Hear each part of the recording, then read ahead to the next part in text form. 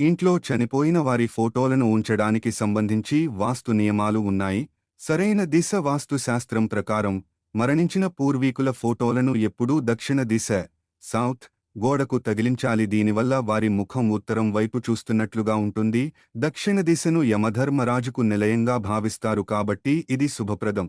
పూజ గదిలో వద్దు. చనిపోయిన వారి ఫోటోలను పొరపాటున కూడా దేవుడి గదిలో, పూజా మందిరం ఉంచకూడదు. దేవుడు, పితృదేవతలు వేర్వేరు కాబట్టి వారి ఫోటోలను విడివిడిగా ఉంచాలి.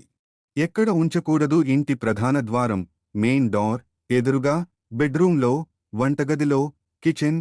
మరణించిన వారి ఫోటోలను పెట్టకూడదు. ఇలా చేయడం వల్ల ఇంట్లో ప్రతికూల శక్తి పెరిగే అవకాశం ఉంటుంది.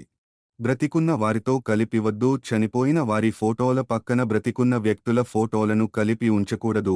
ఇది బ్రతికున్న వారి ఆయుష్పై ప్రభావం చూపుతుందని వాస్తు నిపుణులు చెబుతుంటారు. ఎక్కువ ఫోటోలు వద్దు. ఇంట్లో చనిపోయిన వారి ఫోటోలు మరి ఎక్కువగా ఉండకూడదు. 1 లేదా 2 ఫోటోలు జ్ఞాపకార్థం ఉంచుకోవడం మంచిది, కానీ గోడల నిండా పెట్టడం వల్ల మానసిక ప్రశాంతత తగ్గుతుంది. అశుభ సమయాల్లో మరణిస్తే ఆదివారం, మంగళవారం లేదా శనివారం వచ్చే అమావాస్య తిథుల్లో ఎవరైనా చనిపోతే వారి ఆత్మశాంతి కోసం మరియు కుటుంబ సభ్యుల రక్షణ కోసం ఉదక శాంతి హోమం వంటివి చేయించుకోవాలని పండితులు సూచిస్తున్నారు.